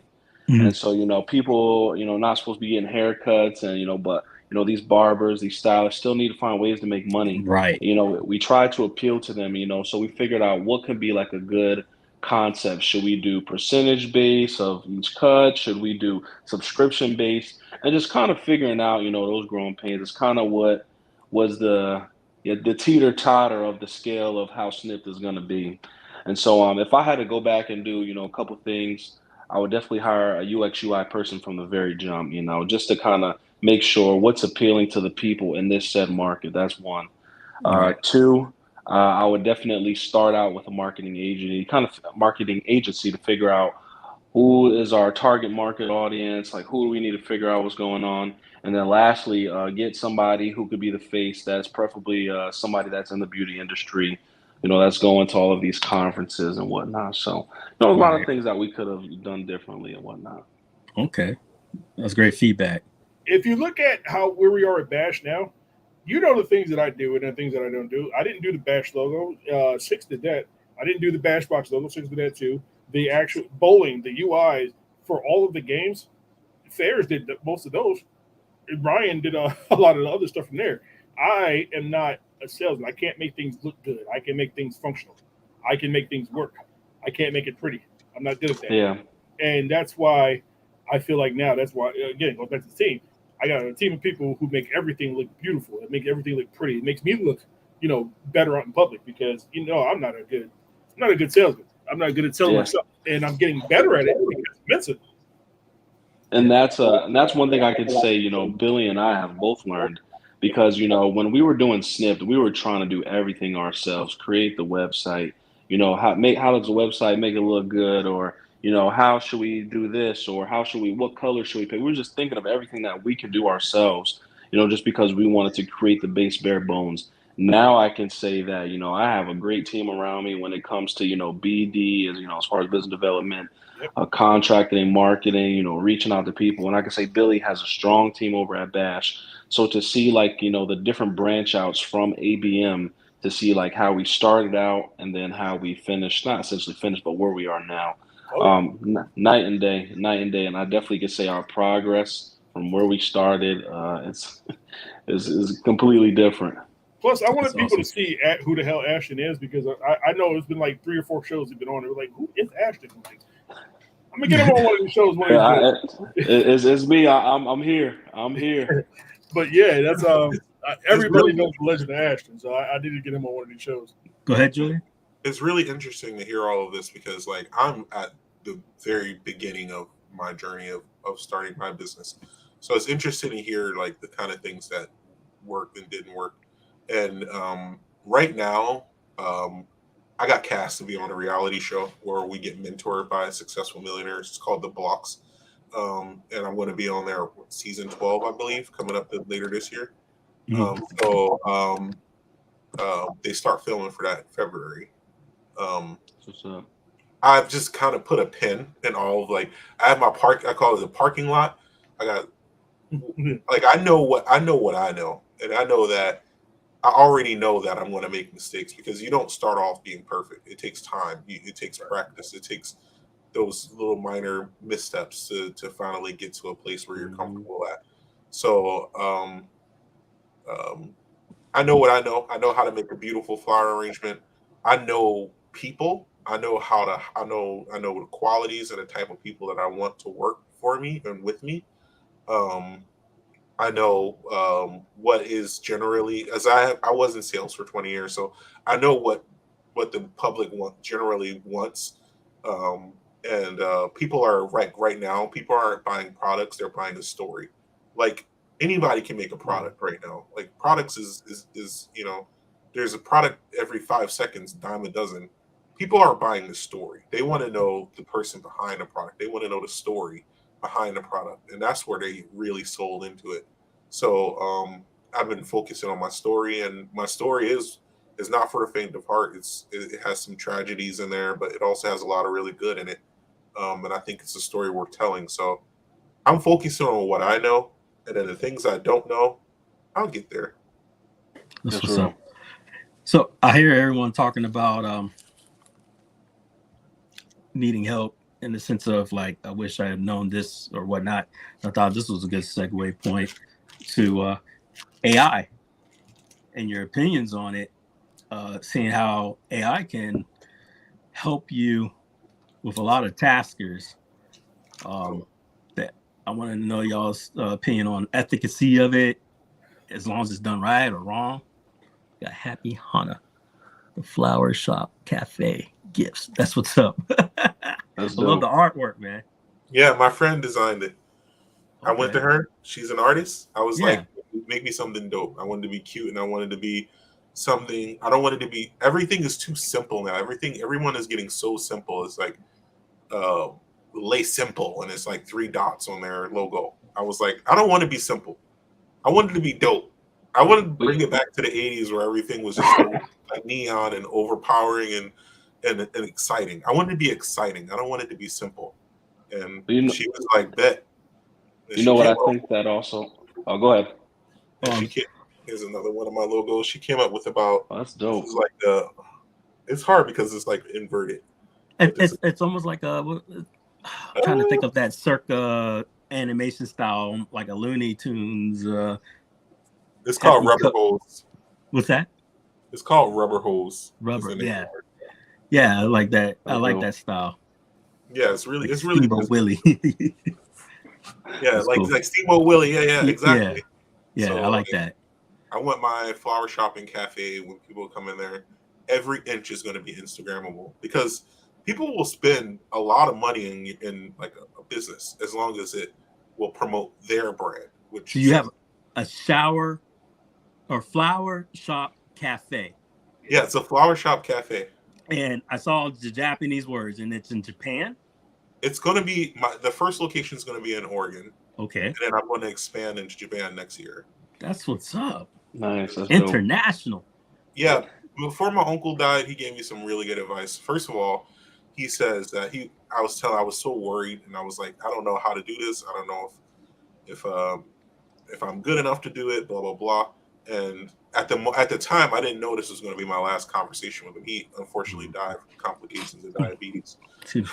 But the last conversation I had with him, he said, you know what? You got it. You're creative. You're smart. You can do it. Like it was almost like it wasn't even like there was zero doubt in his voice when he said that to me.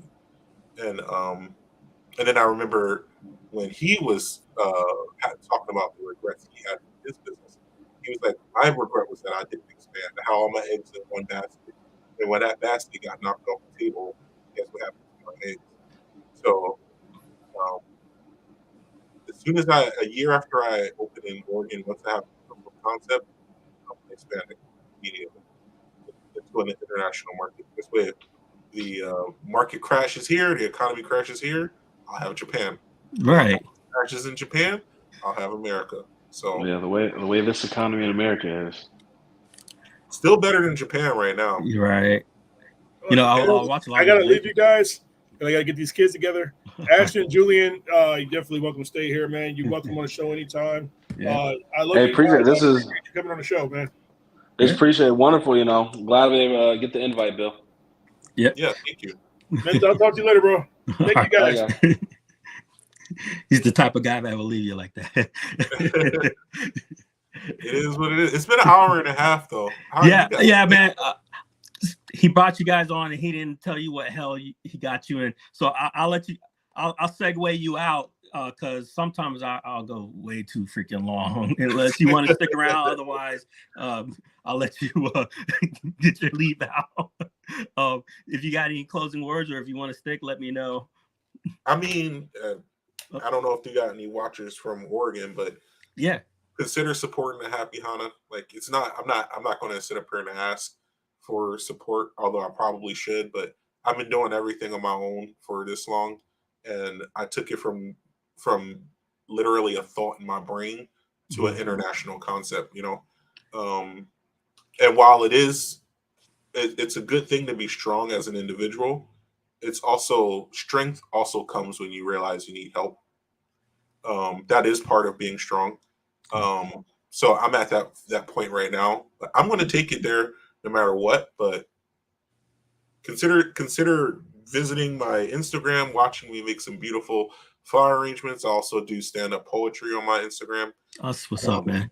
Yeah, so yeah, hit up Bill or myself, and I'll put all the links in this description on this video. Nice. Thank you. I appreciate it. And thank you for coming through. Of course. I'm about to go make me some scrimp for dinner. Right? You're welcome through anytime. I mean, it's what the show's about. It's open format. Anytime you want to come through, let me know. I will. I get long-winded, so that's all good. It was fun. It was fun. It was like it was kind of like some training before I go film this reality show. So that's what's up. And tell us about that one more time. You said block, like BLOCK? BLOX. BLOX. Okay. Yeah. That's what's up. It's on Amazon Prime, Facebook Watch, regular TV. So it's on all those different networks, and I believe they get about 3 million people watching. Oh wow! So has it already filmed, or are you going to do it and be on? We start filming in February. Oh, okay. Good luck. In mid February, but the show I was on in Japan was seen by 300 million people. Wow! So because it's like. So when you film this, will it be like, will it be well after the fact that we get to see you, like up in like summertime, or is it kind of like film live and we see you that day or the next? No, it's gonna film. There's currently a season that just started right now. Oh wow! So but this is gonna be for the next season after this current one. Okay, so then they can do all the production and all that good stuff. That's what's up, man. It's been a pretty interesting process. Right now, I'm not 100% prepared to get there, but I just believe in and trusting in the process. Right. I'm in group therapy right now to get my head straight before I get there. You know, it's gonna be cutthroat. I'm sure it is a competition. So right, and that's all, and that's where you got to take it from. Nothing's personal. It's just competition. Oh, I ain't even worried. The only competition I have in this world is myself. There you go. I'm the only one that can bring me down. That's what's up, man. That's a great way to look at everything. Yep. So when I get there, I have every intention on winning. But honestly, the biggest reason why I accepted their proposal was just so that I can get my story out there. This is a good idea and good feedback, man. Especially like a rubber hose thing. That would be cool. Thank you. You know what? That would be cool. Yeah, that is a pretty dope. I think. Thank you. That's a good idea. I would like to see that. Yeah, and one of the things I'm learning is, originally, I know that like the way I dress is pretty unique. Right. And I mean, this is normal for me, so it always kind of like shocks me when someone makes like good comments, and it always makes me kind of blush a little bit. But like, it's original to me. I like it. Thank you. I made this jacket, by the way. Oh man, let me see more of it if I can. Yeah. Okay. And you like you just like use the machine to sew that in and. Yep. Man, that's all great. the spikes on the. I love the spikes. Yeah, and then the back of it has the cat. Okay. That's what's up, man. So that's a cool jacket, bro. Thank you. I decided to wear. I have like 6 of these jackets, but I decided to wear the one that I made because I'm really proud of it. So I have my friends made the other jackets that I have. I used to kind of dress like that, but it was when I was overseas. Yeah, I mean, I started getting into the whole like seashell stuff and the skulls on the rings and being more like a island bike thing. It was a cool style. You know, it's really funny, but the reason why I started to wear this crown. I was in Utah. And I don't know if you've ever been to Utah, but it was one of the most racist states I've ever visited. Wow. Right. Right. But there's a lot of good in Utah too. I don't want to say that Utah is horrible. But I was in Salt Lake and I was visiting one of my friends, and I just noticed everybody was looking at me funny, like no matter where I went, because my friend was like a pretty white girl. So like they're just all looking at me, even though she was just my friend. I guess they didn't realize that. They thought we were together. So I decided to buy a crown, and I was like, if they're going to look at me, I'm going to give them something to look at. And then brilliant. This was like 10 years ago, and I've been wearing a crown every day for 10 years. Hey, it fits you, man. It's like I can't imagine you without it now. It's awesome. Yeah. So And then I wore that crown every day, and it was like just you're embodying it. Just to spite these people in there. And I just gave them something to look at.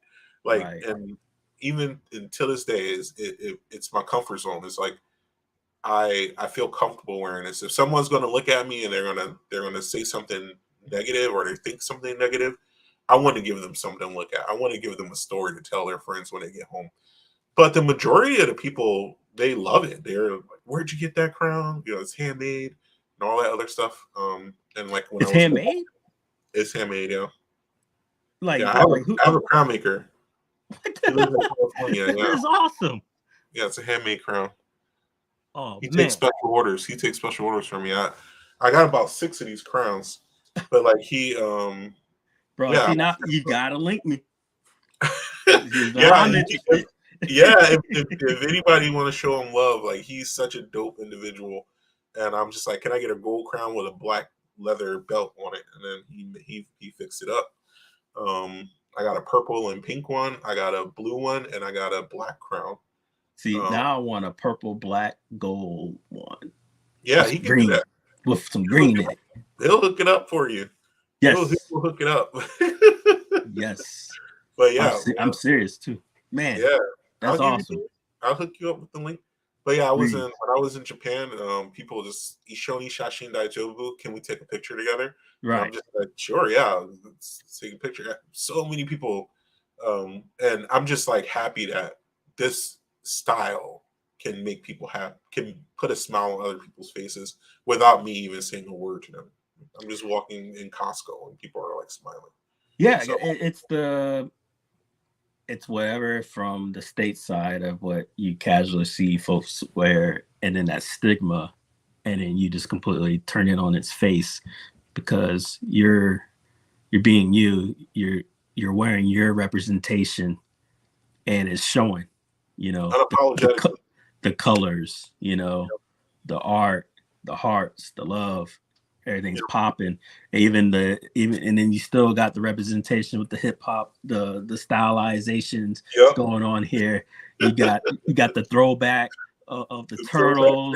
You're showing your blurred, you know, like everything's perfect. Like you're showing that you're smart, your intellect, you're loving, you're fun, you know, all at the same time, you know, and you don't have to fake the funk. You know what I mean? I can't. You're just you. There was a period of time where I was trying to fit in to be accepted by society or even by myself, you know, like, but it just never worked out for me. And then once I just stopped and just let myself be myself, that was when, you know, life kind of came into perspective for me. So now all your employees need a crown. Yeah, I'm definitely I'm going to bring it when I work at the business. When I first started this business, I wanted it to feel like a business for the people. So I didn't want it to be so focused around me. But what I'm realizing is that, you know, because people buy into the story, I need to lean into that, and I need to let people know who I am before they even step foot in the store. So that's why I've been. Even though like a lot of people will look at me and they'll think that, you know, that I'm happy because I'm able to express myself and be myself. But it's hard. You know, the world wants the nail that sticks up gets hammered down, you know. Right. The world wants me to be this person, but I refuse, and I do get the consequences from that. So like I was diagnosed with PTSD. I deal with that.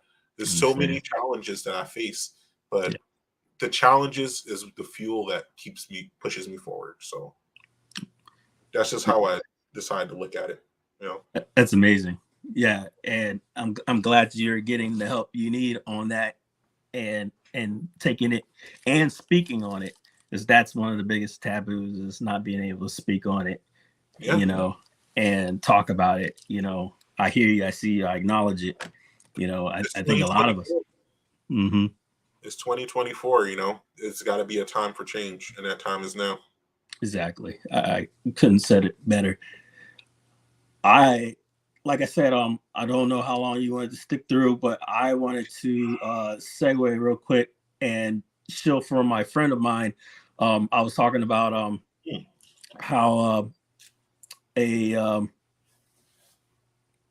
excuse me, where we needed help on certain instances and the effects of AI and geeking out towards that. And right now, her name is She Lion. She's been pretty much a ride die bitch. Also former, she's a veteran, and she has been diving into the world of AI and doing a lot of novel work. And she has this pretty cool thing that she's doing where she's going to like make these books. And I wanted to share because she's going to start kind of doing like an audio visual thing.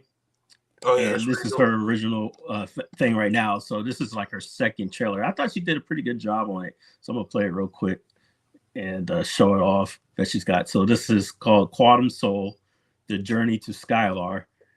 Her page is called The Art of Evolution. She says this is the second trailer for her upcoming series based on the trilogy she wrote. This is not written in any part by AI, but she used AI to create the animations. And then also, you know, the audio work that she did also too by, you know, slowing it down and whatnot. It's pretty cool. Let me play it real quick. Federal File Note 76.1. Victor Skihan, responsible for development and sales of atmospheric IEE 802.11x converters and Greentel's nanotechnology, all of which was made available to public corporations shortly after the end of the last global conflict, Anarchy. 76.2. Confidential. His secret research facility is located directly beneath his estate property, which he utilized for networking, research, and experiments in applied bionics and cybernetics. This is the facility in which nanotechnology first became active, and further development was conducted, creating nanobots capable of rebuilding organic tissue and creating bionic-infused, biomechanical, and cybernetically enhanced body parts. 76.3. Confidential. This technology allowed any organic structure damage, sustaining heavy damage, to be repaired in microseconds and enhanced structural integrity and strength, which also added significant endurance. Live tissue repair and cybernetic upgrades quickly became a reality. 76.4. Confidential. After several failed attempts, 2 subjects were successfully fused with the technology. The outcomes was as they had hoped. However, in light of their success, they did not account for one variable, which ultimately led to a crippling mishap for Mr. Skihan. 76.5. Confidential. Mr. Skihan is now determined to correct his mistake at any cost and reinstate his organic nanotechnology as a societal standard for the wealthy. I'm gonna find out who did it, Mama. They're gonna pay. Tell me where my daughter is or die. You're a dead man, Bishop.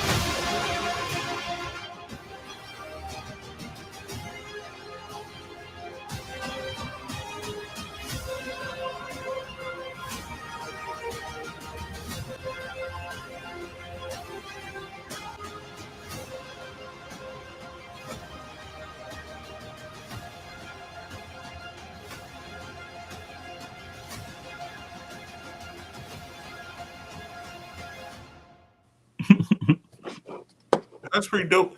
I feel like AI is getting so close to the point where it's on the same level as like what humans can do.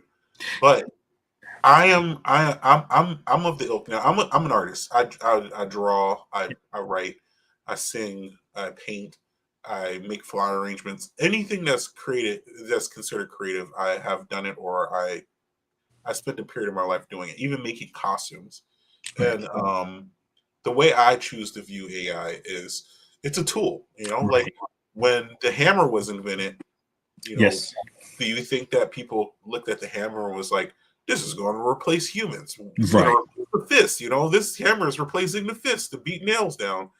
No, we looked at it as something that will propel our abilities, that will enhance our abilities as humans further. And I feel like once AI settles into where it belongs, it settles into the right area that it belongs in, then I feel like more people will start to understand the importance of the tool that AI is. I agree. They were looking at like of course you got people who can use it for nefarious reasons, such as hey, write this report for me kind of thing. And then that's where they kind of get into the plagiarism bit, obviously, because it took it from somewhere and then it just completely wrote it for you. So there's no sourcing and citing, But the thing is, it's also a tool where, what if I was to take pretty much say this right here, and then I ask it to rewrite it for me. So now it's literally just taking a couple of the words and changing the words for the source. This is Mikey D's original words. You asked it to rewrite, and all it did was, instead of saying logo, it might say picture. Or instead of saying orange, it might say, a light red fusion, whatever. Yeah. That's not plagiarism no more. Yes, you kind of went a little lazier route in the sense of that you had the AI do that, but that's still nothing more that you could have already done with a well-written, of the source next to you. And I'll say this. What are you gonna do about it? When I was a kid, and not only me, but like everybody else I knew in the class, we had these arbitrary, utterly useful, like projects or homework that we had to do. It's like it has no value in real life whatsoever. So it's like, I'm just gonna, like, this book report. What is the best way to? Oh, please write a summary of this book. The best way to write the summary of the book is they take the words from the book and word it. Right.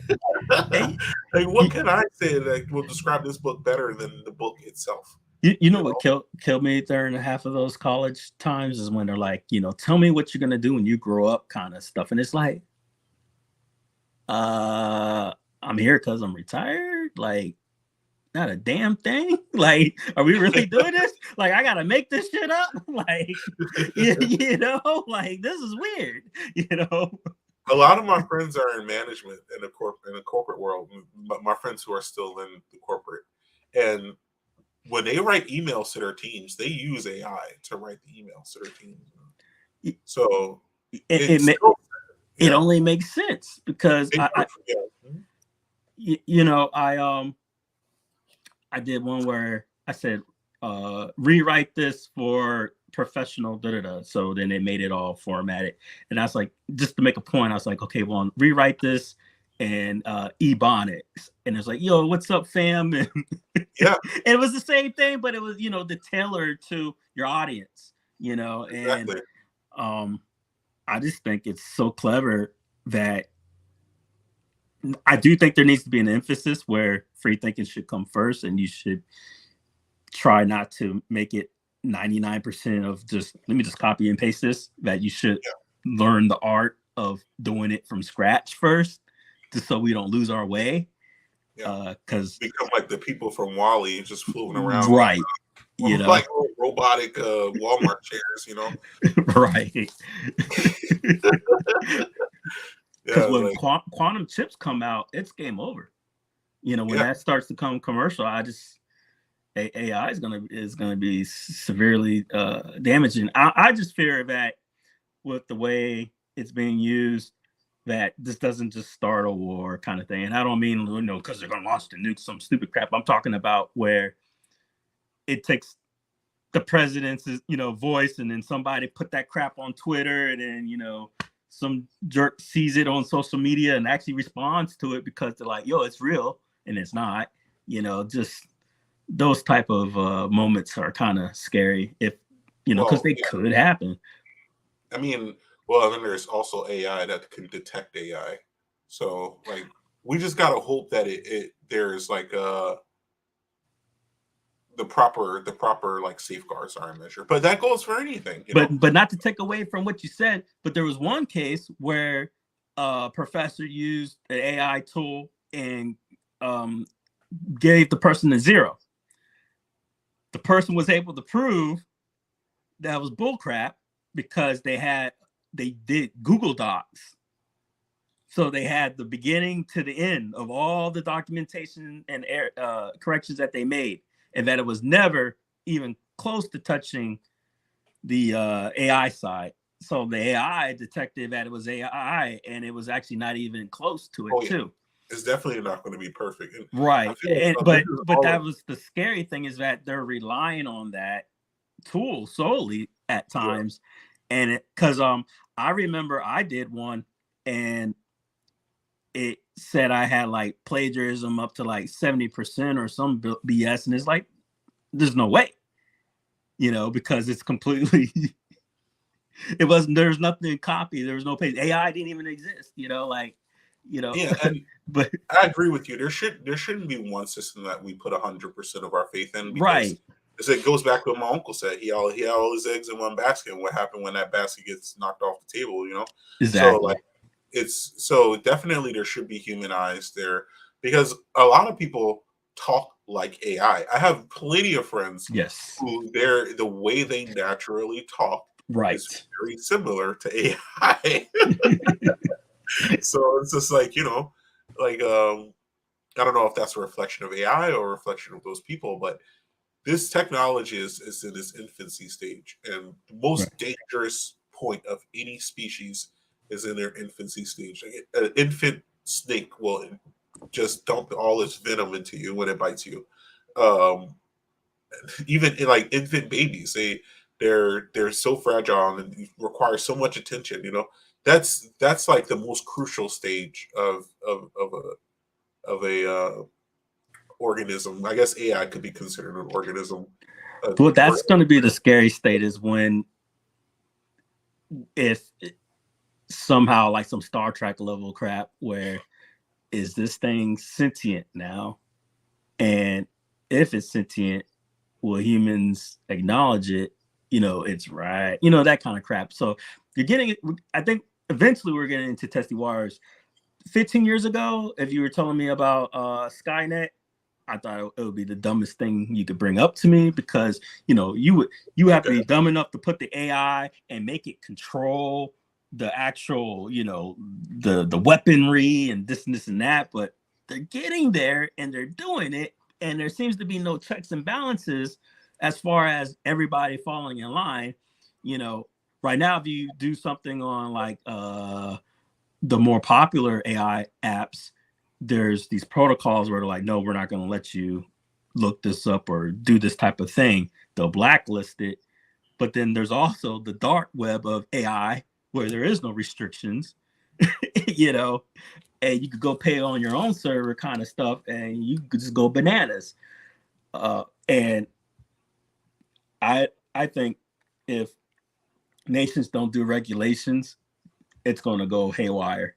And I don't mean regulations in the sense that law is going to solve everything, but if you don't get something done now, at least the way American society works, you can't go backtracking and punish somebody for something stupid after the fact. You need to get this ahead of this now, so if it does happen, people could be held accountable. Yeah. I mean, but any time in the past, right, that there was some sort of major technological advancement, there was just chaos around it. Like even when the TV became popular, there was chaos around it.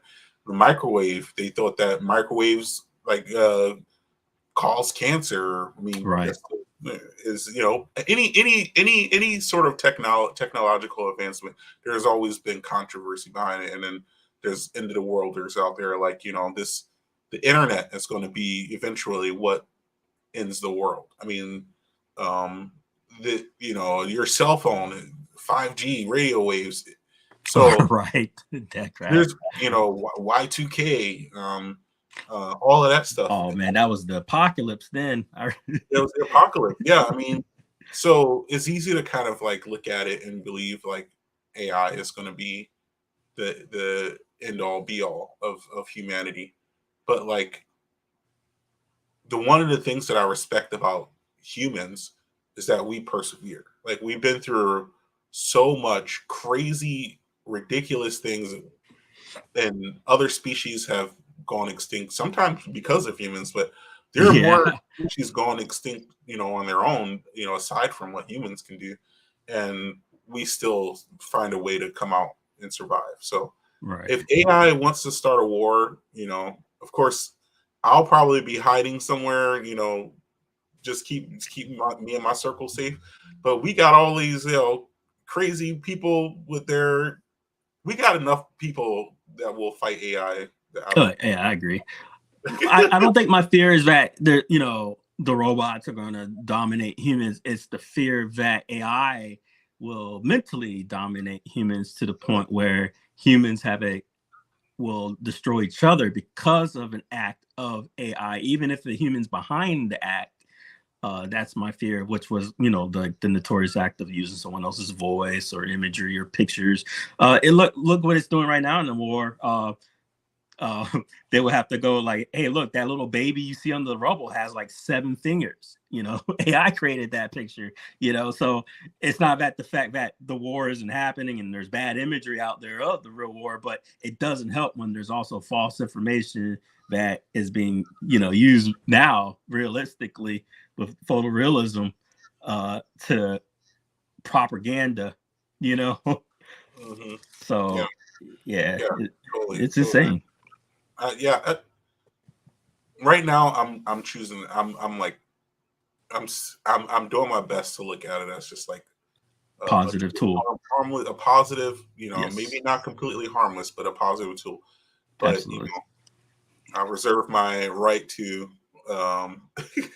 to change that. Absolutely. In the future if need be. But, I'm with you. I believe it's a positive tool. I think it's a great tool. I think it's going to help many people. I'm looking at it for good efficacy reasons, for especially the people, handicapped folks, or people who are just, trying to get their words together, their thoughts together. It's going to be major, especially if faster typing and to get your thoughts out. I think it's going to be great. I believe that too. Well, it's been great meeting you. Same here. Thank you for coming by. Please hook up Bill with all your stuff so I can maybe contact you later, or vice versa, so I can put all this stuff on here. I would love that. Or I don't know if you're on Facebook or whatever, but this is great stuff. Thanks for everybody coming by. I appreciate your love. Hey, thanks for bringing up a great point, Julian, about not giving enough focus and attention to the people who support us and that love us and back us, and even in silence are key players in life. Yeah. And I don't know if you have anything you want to say before we head out. Just look up my website, nixva.art, NIXVA.ART on Instagram, nixva.art. Awesome. Thanks, everybody. Thank you. Have a good day. Peace.